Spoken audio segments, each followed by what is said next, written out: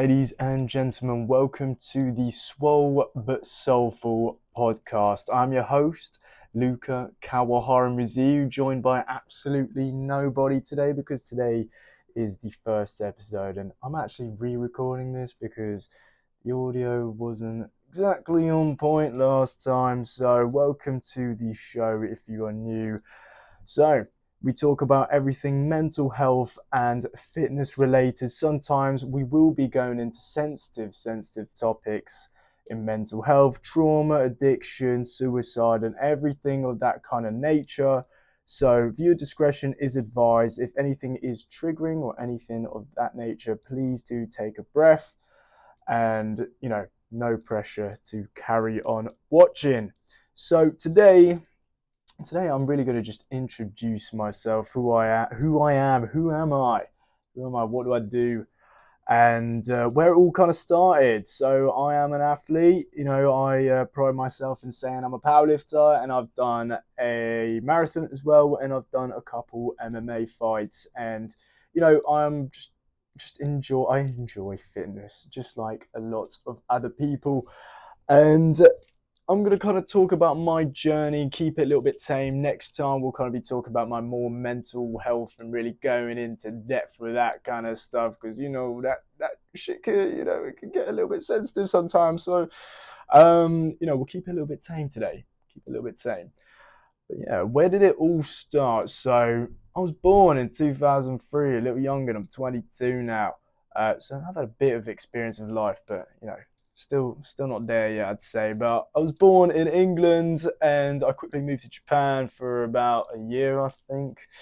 I don't know why I'm saying this because this hasn't really got anything to do with sports, but that's just how it was. That's kind of what was going on at the time. So I was in Japan. I didn't really enjoy being in Japan because I'm mixed race. I didn't really fit in Japan, and I'll kind of bring this back as well to when I moved into England because I never really fit in England in primary school because I looked Asian in England, I looked white in Japan, and there's low key a bit of racism. Like I don't really appreciate that, but anyway, I kind of moved back to England. I haven't really done any sports or anything yet at this point, but all in all, Japan kind of sucked. England. So the way it started is went to school. Obviously went to school, innit? Come on, Luca, lad. Yeah, I went to school. And when you're a child in England, it's like if you don't grow up with that kind of football culture, like I do feel like it is quite hard to make friends. Like you play with other children, right? And you make friends by playing football. And my only friend back then was another Asian kid. Neither of us liked football, and we were kind of just paired together. And everyone would call us a little twin because we're both Asian, and every Asian looks the same. Am I right? No, but my point is, it was very hard for me to like get into any sports because the only sports in primary school was literally just football or netball. So this is kind of my first experience in sports. So in year 5, during this time though, this is where my inspiration kind of came into the whole lifting scene. I used to watch The World's Strongest Man. This was the kind of first taste of like fitness I kind of got, and I really liked it. I remember watching The World's Strongest Man. There was this specific guy called Mariusz Pudzianowski, 5 times World's Strongest Man. Oh my god, I wish I went to go see his last fight, but I'm kind of happy I didn't because he just got knocked the fuck out in about 30 seconds by Eddie Hall. Like I thought that would happen. He was 48, but still, it was a great inspiration for me growing up. I'd always watch this guy, just absolutely literally dominate the sport. He was really jacked compared to everyone. He might have been on steroids. I'm not one to judge or anything like that, but he was jacked, and all the other world's strongest men were kind of puffy. But regardless, I kind of looked at him and I was like, yo, I want to be strong. I didn't even care about his physique. I was just kind of looked at him and I was like, I want to be strong. That was it. That was kind of it for me. I was like, that's what I want to do. I didn't necessarily care about the actual like lifting style of World's Strongest Man. I just wanted to I just wanted to be strong. You know what I mean? Um, but you know, in a turn of events, that kind of shit just did not exist in primary school. There was no gym. There was no sort of, oh yeah, who can lift the most. It was football. You know, in my opinion, the deadest sport of all time. Football. Oh my god, I hate football. Anyway, you know, stop chatting shit about football. You know, it's the nation's sport. You know what I mean? But um, I think what it was. So I I can't even remember what happened. Oh, netball. Netball. Yeah, yeah. So in year five, I was like, okay, I want to start a sport. Is it gonna be football, netball? And I was like, right, let's do netball with all the ladies, right? I had really long hair at the time, so I probably could have passed as a girl. Um, as a little kid, I think my mum always told me like people just thought I was a girl because I had really long hair. Um, and I was probably like quite feminine in nature. I was really shy. I didn't really speak to many people in primary school. I think I was just a bit sad, to be honest. Little geezer back then. Um, but yeah, I was like, okay, I'll give my shot at netball. But you know, there's a good chance my teachers just probably thought I was gay. Like literally, just they probably just thought, right, you know, like he's got long hair, you know, he's playing netball with the girls. He's either gay or perverted, you know, like I don't know. I don't know what they were thinking, but you know, I was playing netball and I was on the B team because they wouldn't let a guy on the A team. Not that I would have done any better than the girls at the time, because I think you know you're going through puberty before you know like you reach the age of 12. Like girls and guys are pretty much the same strength. Like you know they don't there's not really any sort of like advantage. Obviously, like there is, but it's not like an insane advantage to compared to once you go through puberty, right? Which is something quite interesting. Um, but yeah, I was all right at ball. I loved playing wing defense. That was my favorite position. Yeah, that was the first time I competed in anything. But yeah, that was kind of it for primary school, really. Netball, and I didn't play for that long. I felt very embarrassed playing after a while. I remember our PE teacher, who turned out to be a paedophile. Uh, he called me a maverick, which was kind of nice. But anyway, moving on. We go into secondary school, and I'm like, oh, I want to go to the gym, man, but like the gym won't let me come in because I'm still like a little 12-year-old kid. And I kind of understand how annoying it could be for a kid to come into the gym.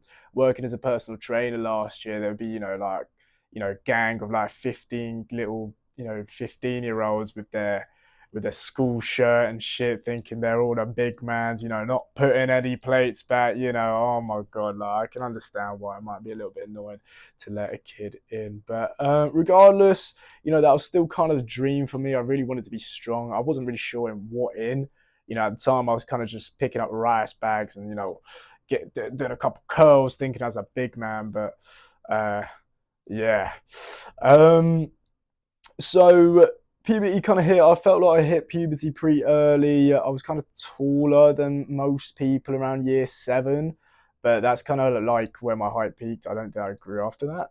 But I was quite strong. I was very much stronger than everyone else, and I felt like I kind of became a bit of a bully. I think because I felt like I was like sort of like isolated as a child, and I kind of put that to my Asianness, which I'll talk about in more of a mental health episode. But today's more to the sports, but I felt like my physicality that I had because I was very strong as a little kid.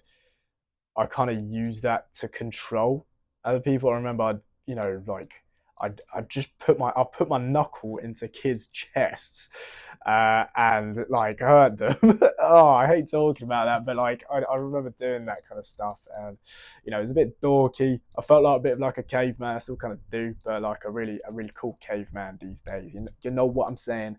Um, but yeah, regardless, that was about year seven, year eight. So around year eight, I was like, okay, full contact rugby. I think this is what it is. So I got into rugby and I loved rugby. It was actually really, really fun. I would say though, like I just had no sort of like game IQ in the sense of like passing the ball, making plays. Like I would have no clue once I had the ball what to do apart from just ram forwards. And you know, for a while it worked, but like when people start actually learning the game and then they, you know, get bigger as well, just as a result of age, you know, it's like that kind of shit just don't work. You're gonna get tackled straight away. You got to be sidestepping, you know, faking it, making great passes. Like, mate, I was like had a butter hand, you know. All I was good for was tackling. I was pretty good at the rock, and you know, I'd say I was a key player in the scrum. You know what I mean? I wasn't the one making the plays, but I enjoyed it. I really enjoyed that sort of like aggression that rugby brought out of me, and you know, I felt like a bit like a pit bull. Like, I wasn't huge. Like, by the time it was like I played till about year 10.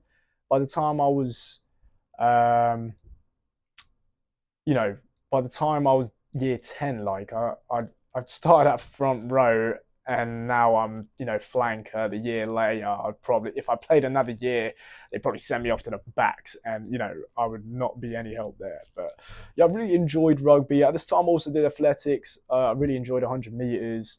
If you guys are watching on YouTube, I might be able to get like a little clip of me doing 100 meters. There was one that was just dead last. I looked huge, like I looked very muscular compared to everyone else running, which was kind of funny. I think because this was the time I kind of started gym. Um, so yeah, 100 meters relay, I was pretty good at that, and I played a bit of table tennis, nothing special, but I think those were the three sports that I really got into in school, and I competed in 100 meters. I never got top three or anything, but I was not always last either. Rugby, you know, I just enjoyed. I'm actually watching a rugby game for the first time tomorrow, depending on when I upload this, but it's South Africa versus Japan. And if you guys don't know, I might have just mentioned it at the start, to be honest. I'm half Japanese. And there was a time when Japan beat South Africa. I think it was like 34-32, which was a massive upset. But, you know, I'm excited to watch the first ever game I've watched of anything in the UK. But anyway, around year 10, I found my niche in powerlifting. I think I don't know how I actually found the sport, but I remember I was like to my dad, "Oh yeah, dad, we need, you know, let's go to the gym. Let me go to the gym." And I finally started going to the gym at the nice age of 15, and I realised I was stronger than other kids. You know, it was a weird one. I felt like I kind of just manifested my strength. You know, I felt like I kind of, because I'd just always be inspired by like strong people, I just kind of grew strong. I don't know how to explain it, but that's kind of how I felt. But also it might just be the Italian genetics, you know, the hunky Italian genetics. But yeah, I remember going to a gym in the East Midlands, and they told me to meet this guy called Chris Gladding. I always really look up to this guy. I actually emailed him a while back to check if he's alive, because he was quite old when I first kind of went under his wing. But Chris Gladding competed a couple of times internationally. He was about 80 years old when I met him. This is about 2019 now. I must be about 16. So it's about year 10, year 11. And also, around his first time, you know, man got his first girlfriend, you know, come on. Uh, but yeah, I won't talk too much about that part. But around that time, life was, you know, pretty good actually. You know, I was starting to get into understanding what powerlifting was. And this Chris Gladding guy, you know, he's a beast. He's like 105 kilos, massive. You know, I looked up to him, he was like 80. Mate, he was lifting about 150 and squat, still, you know, benching about 110, 120, you know, deadlifting nearly 200. I was like, yo, this guy's so cool. And he was a proper, like, sweet, like, grandfather type of figure. I never really had that. I had, like, my Japanese grandfather, but, you know, no one in the England, because I'm mixed race, right? But I'm not British. I'm just half Italian, half Japanese. My parents live here, but everyone else lives apart. So I don't get to see them. So it was really nice having someone I'd get to see each week. And he really, you know, I felt like he could see something in me. And that was something that I feel like was quite important growing up. I feel like I'd never really had that with my parents. Maybe I just didn't perceive it that way, but it was nice to have someone believing in me, like an older, sort of nearly fatherly figure. But yeah, he was a really nice guy, and he actually refereed in my first competition. My first competition is the competition that I did the best in, which is quite interesting to think about. Yeah, I think I lifted. This was around, I say April 2019. That was my first competition. I was still 16 at the time, and I think I did 125 squat, 110 bench, which was probably my kind of saving grace, and 170 deadlifts. I think 110 bench at the time as a 16 was the East Midlands record, which just kind of tells you how much the sport of powerlifting has really prospered. Because, man, I imagine the record's probably like 150, 170 now for like someone who's under 18. Like the sport has, just said goodbye, Luca. You know, you're a pipsqueak these days, but I'm back, baby. For anyone who is active on my Instagram, a big fan of me. Um, you all know that this powerlifter's back, this wash powerlifter is back, but I don't know why I went into an American accent there, but I really enjoyed that first competition. It was great, and then I competed in All England's bench because I kind of realised bench was where I kind of prospered at, and that gave me my entry to the Commonwealth. Commonwealth Games. It's not the Commonwealth Games. It's the Commonwealth Powerlifting Championships. And yeah, that was really. Oh, actually, something happened that holiday, which I'll get into, but I won't be mentioning any names. But regardless, um, around August that year, my mental health really took a dip, and I feel like I kind of know why, but I'm not going to kind of explain why. I'll just kind of explain what kind of happened. But I was crying all day, every day for absolutely no reason. I could not eat. My weight was going down. And then after this initial just crying every day period for about 2 months straight, I just became empty. That's when I knew I was depressed. Not when I was crying.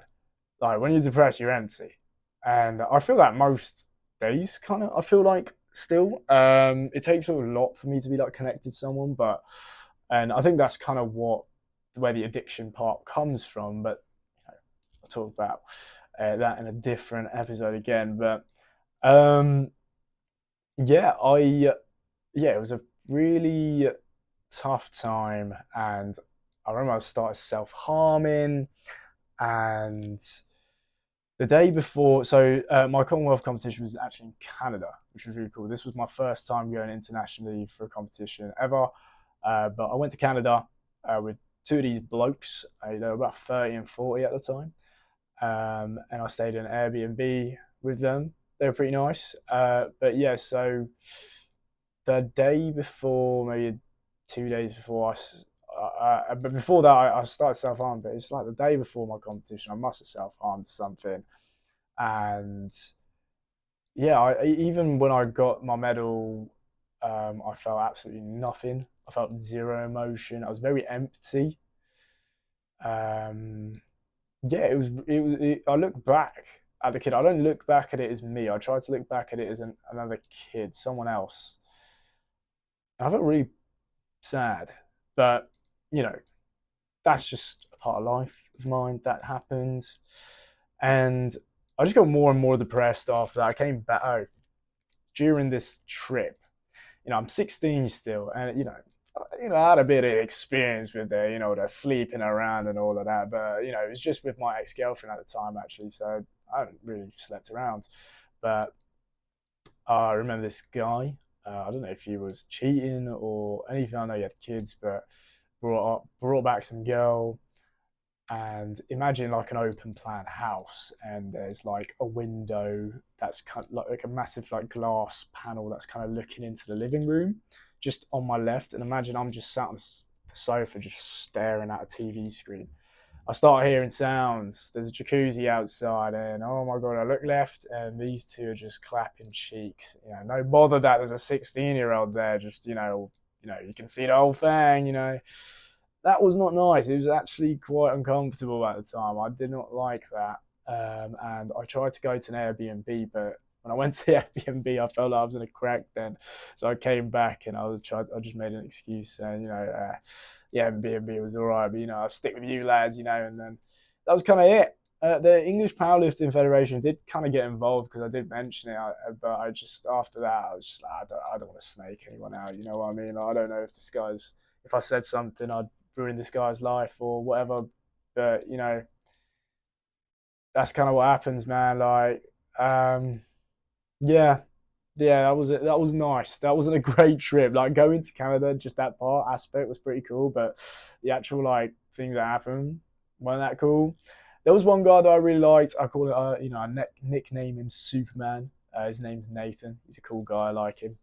Um, but yeah, that was kind of it for my first international combat. I kind of got more and more depressed to the point that I was gonna just top myself. There was one day I think in November I had pills ready and I was gonna just end it. And I called the Samaritans. I changed my mind. I called the Samaritans. I just broke down crying and I changed my mind. And I finally, my school at the time, oh my God, they were the most supportive school. And I had really great friends as well.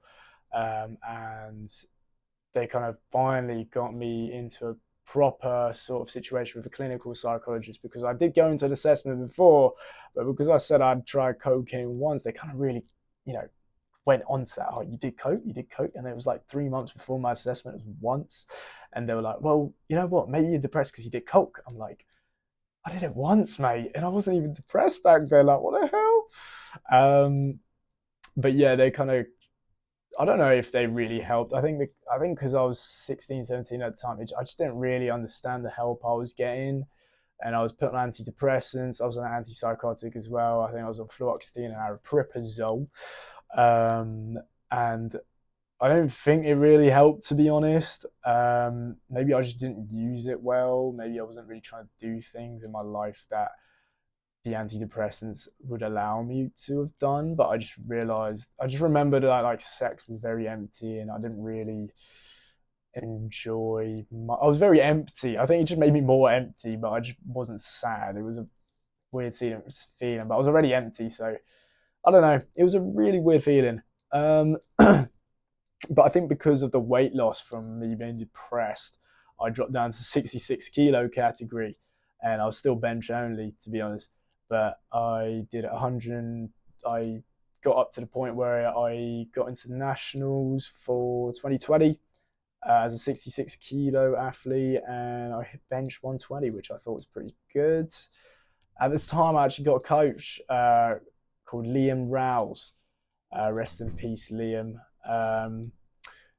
Yeah, I think he was really one of the main guys who kind of got me to actually look at my form and be, actually make me a powerlifter instead of this like ego lifting guy, which was nice. But yeah. Anyhow, so we've just done nationals and I got invited to Worlds the first time. That was the first time I got invited to Worlds. I was very, very excited, but COVID hit. So Worlds got cancelled.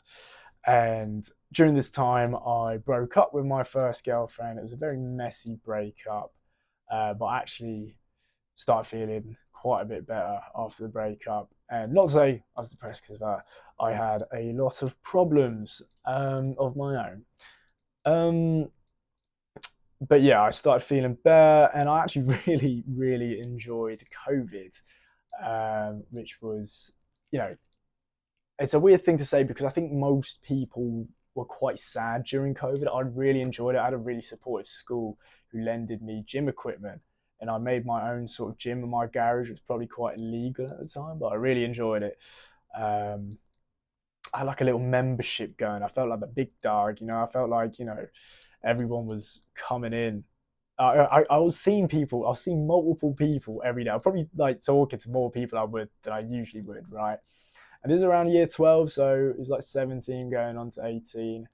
Um, but it must have been for like a 6 to 8 month period where like I'd have my own home gym. I made like a little flooring with like just foam mats. I had like a little Excel membership sort of like laid out where you can book in times to go to the gym. It was really fun actually. I really enjoyed it. There's a couple of people that'll probably get on my podcast.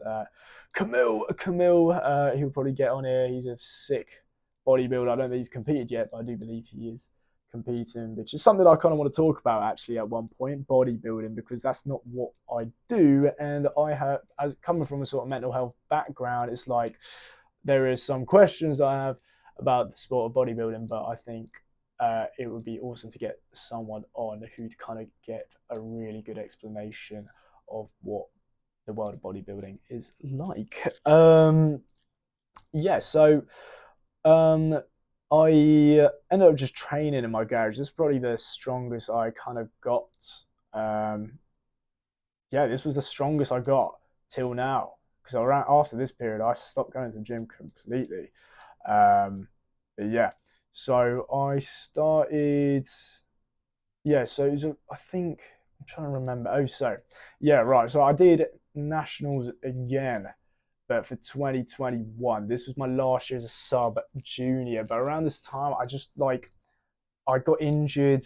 My hips got injured, so I was just out of all three. And nationals for all three lifts got cancelled, but bench was still on, which was really gutting because at the time I was probably able to place a medal as a sub junior to get on the podium, and maybe even have a chance for all three lift worlds, which was what I was thinking, but unfortunately that got cancelled. But yeah, I started looking into MMA, but I really don't think I was doing it for myself. Like I was like, oh yeah, people are gonna think I'm cool if I do MMA.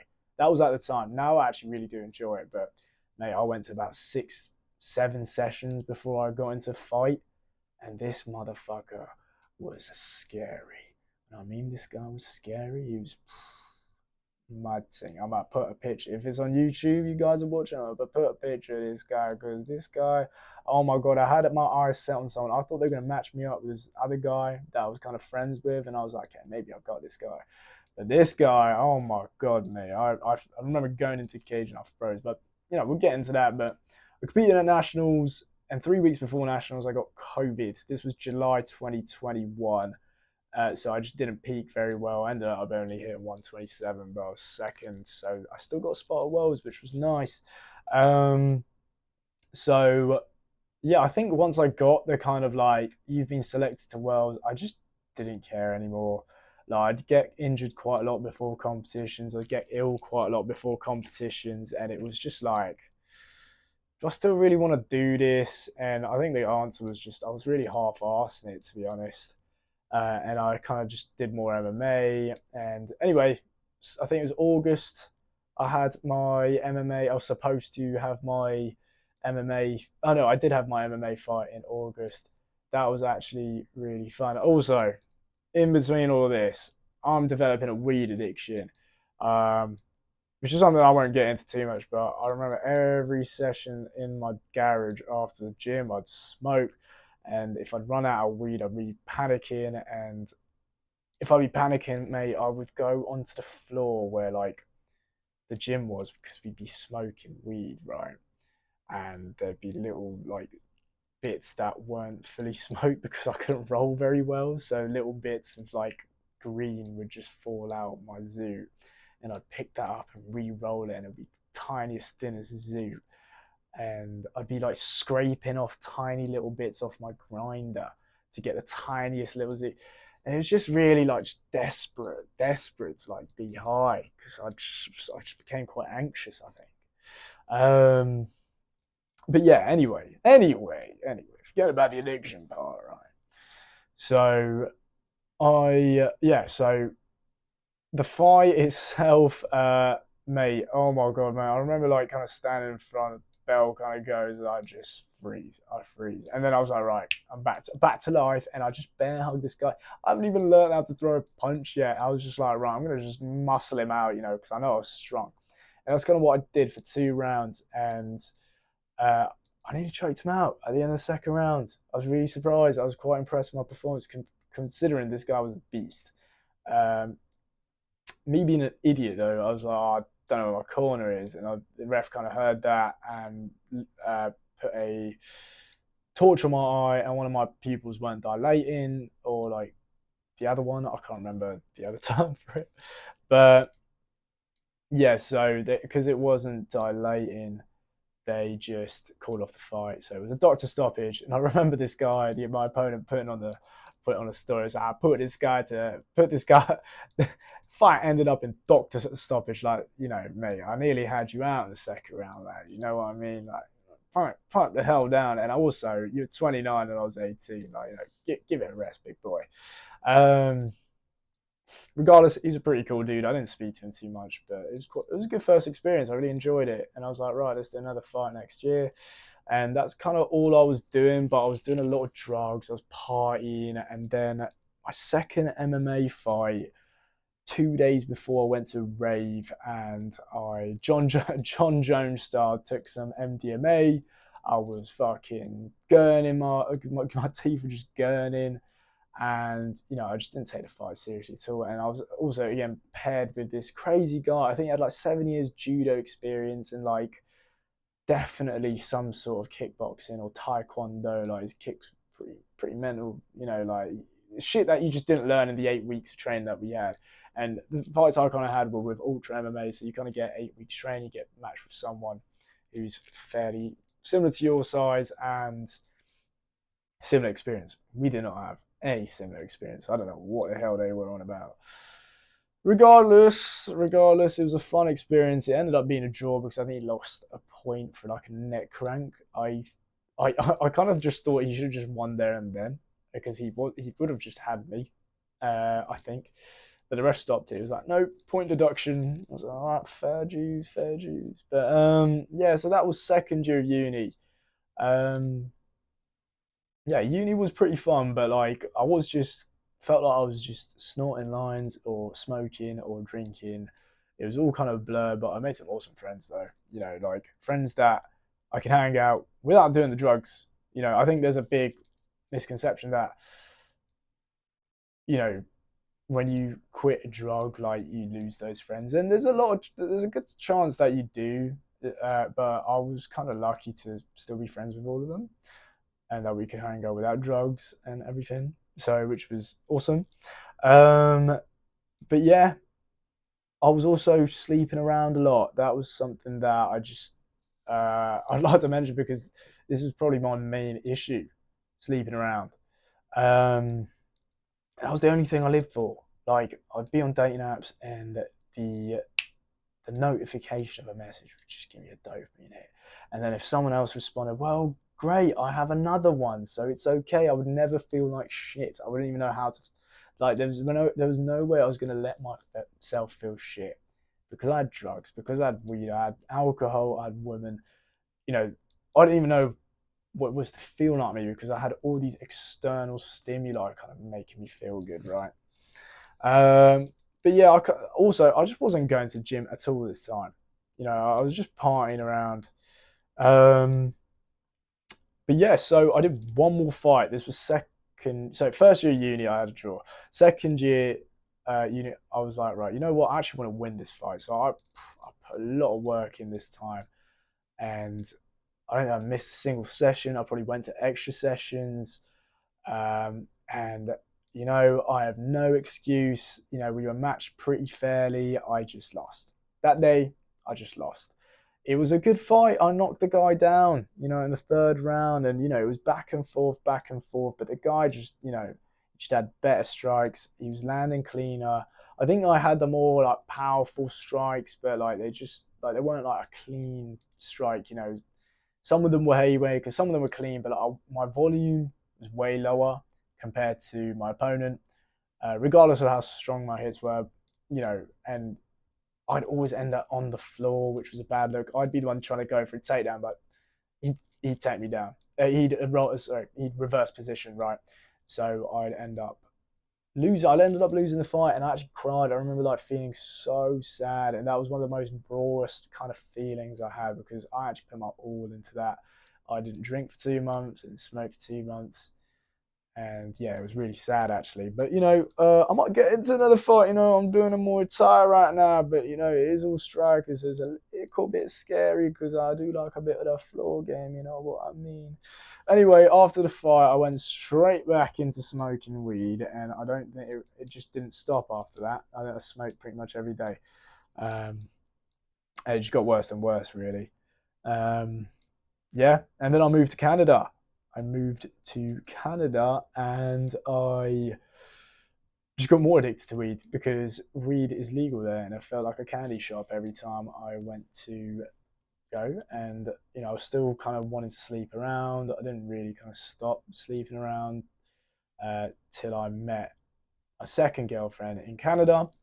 Um, but I think that was kind of one of the big issues of that was I was kind of still in the mindset of sleeping around. So that relationship, I really did kind of just put like it was very like I wanted to sleep straight away with her. Anyway, enough about that. But going back to weed. I was just addicted to weed. I wasn't really going to the gym. I made some really cool friends though in Canada. I did really enjoy that experience. But I went to.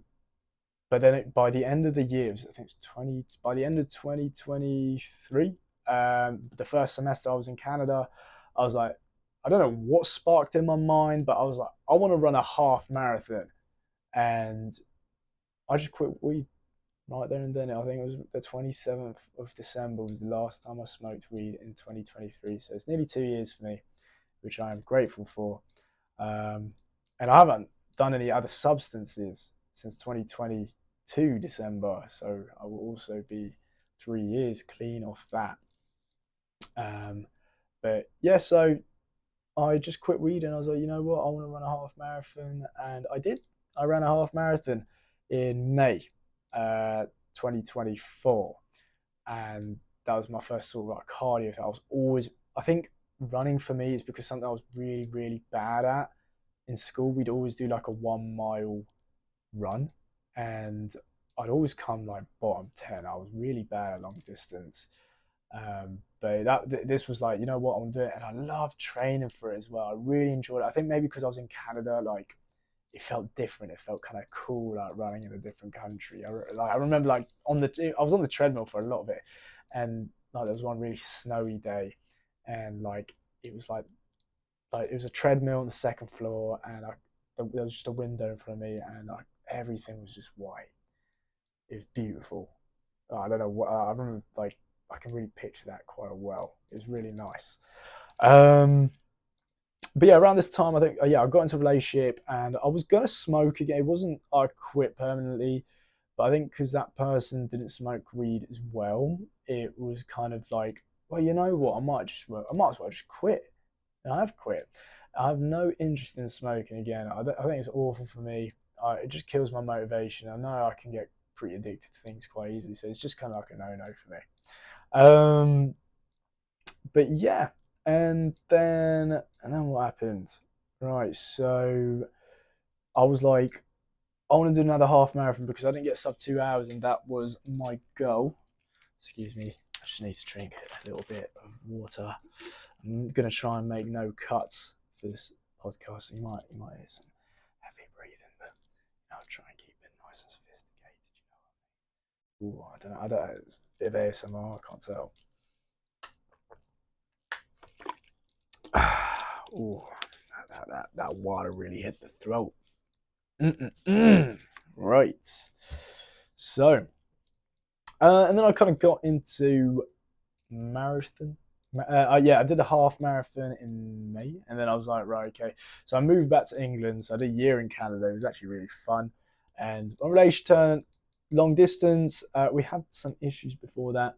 That's kind of why I'm no longer in that relationship, which I'm happy about, to be honest. But yeah, that September I did another half marathon, and I got hour 53, which I'm very happy about. Um, so I was like, well, what's after a half marathon? Come on, ladies and gents, you know what I'm about to say. Right, let's do a marathon. Let's do a flipping marathon. Come on now.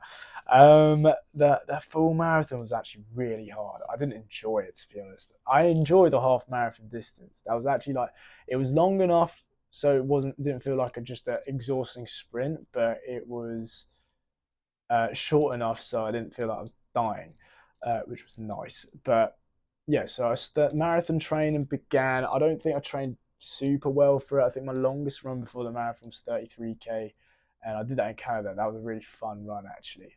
I remember doing that. I felt like I was dying. But I was like, and I think my 33K time was about 3 hours and 40 minutes. Granted, it was a zone two. I think it was 6 minutes, 39 seconds. But I was like, no way am I going to get sub four. Like that was the goal. And I kind of just, I was kind of surrendered to that idea. I was like, yeah, you know what, maybe a sub 4 hours and a half.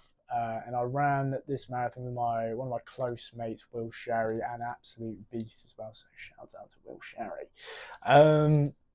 Or Dr. Backflip. I'm pretty sure that's his nickname. But yeah, I did this marathon and boy, it was tough, but I loved it. I really did enjoy it, to be fair. I wouldn't do it again. I just don't like the distance. But like to say that I've done a marathon and I managed it in 3 hours, 59, 53 seconds. But I remember at the start, I was feeling good. And my mate was a lot quicker, but I was like, let's try and keep up the pace. He just, I remember him, he had his headphones on, this guy, and he just shouted out really loud. He's like, Luca, mate, I'm feeling a PB, like really gassed, and he just zoomed off, and he got an amazing time himself. But I was like, you know what, fuck it, let's go for this sub four, and if I don't, who cares?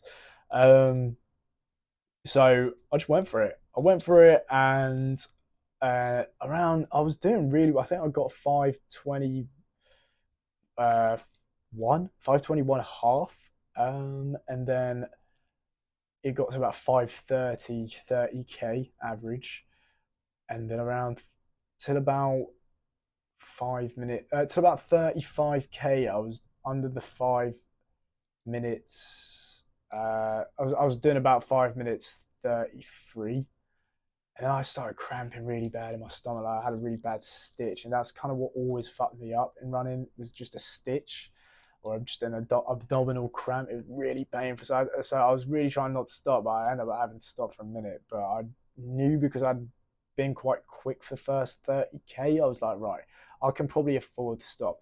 So I got back to it. I went straight away. I went pelting off, and I was just looking at my Strava, and it said 4 hours, 5 minutes by the end of it. But I realized I kind of started the time like way earlier, just because I didn't cross the line to start for about 5 minutes because there's so many people. But that was one of the craziest experiences of 2025, actually. This is 2025, and that was that. I kind of stopped running after that. I was like, you know what, I kind of want to get back into my bread and butter, which was powerlifting.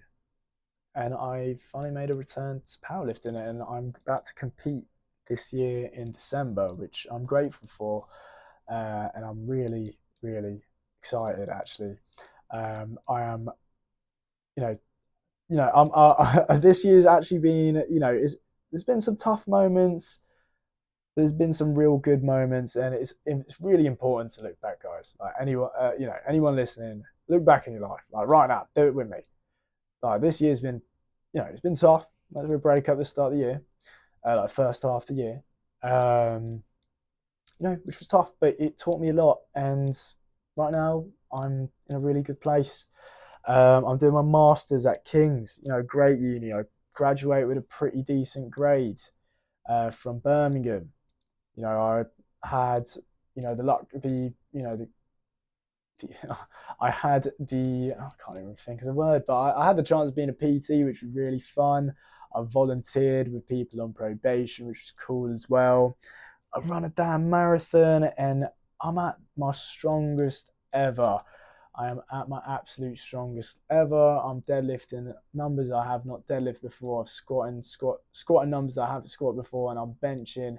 My bench is probably the same as it was at my peak when I was 18, but I'm absolutely grateful for everything that is going on in my life. And, there's other good things in my life, which I'm not going to mention as of today. If that person is listening, I think they know who I'm talking about. But yeah, that's kind of it. And kind of like, what is my motivation? I think someone asked me that. It's just, it's tough, because I think my motivation when I was younger, it was really just, I wanted to look a certain way. Like I wanted people to view me in a certain way. I remember just being really addicted to like waiting for like the from a competition to post it and be like, I can do this, and I'd be looking at the likes coming in, and I'd be like, right, yeah, that people like that. I don't care about that now. I'm not ashamed to tell people that I've been addicted to things. I've had a really shitty past, but I like to try. I think the most important thing with social media is the self-image you put out needs to really align with who you actually are, because then you can kind of really get really absorbed into that sort of world of like being someone for other people. That's really important. It can really fuck up people's mental health. But I think my motivation now it's honestly just for me. I want to see what I can do, man. Like, I'm still young. I'm not 18. I'm 22, but I'm still young. I want to see what I can do. I might compete in Muay Thai this year. We'll see how it goes. I think powerlifting is more what I want to do for this year and next year, especially. But I'm really excited to see how heavy I can lift. I do have aspirations, like a 600 kg total will be crazy by the end of next year. I'll be very, very happy. I don't know if it'll happen, but mindset's important. Really put your mind to that, and hopefully, manifest that shit at one point. But yeah, I hope the kind of things that I talked about today weren't too triggering for y'all. But that's kind of all I have to say. I think the last message I want to say is if you have a dream, just go for it. If you have a dream, go for it. Dream big. That's one thing. Don't be too realistic, but don't dream. You know what? Nah, dream as big as you like. Dream as big as you like. Don't be too pessimistic.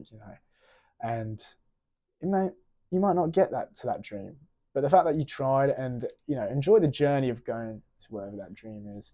I'm not too sure exactly what my dream is yet. I do have a dream in terms of the type of life I want, in terms of like what job I want to do. But yeah, I don't really know what I was kind of saying there, but I just want to leave it on a positive note, guys.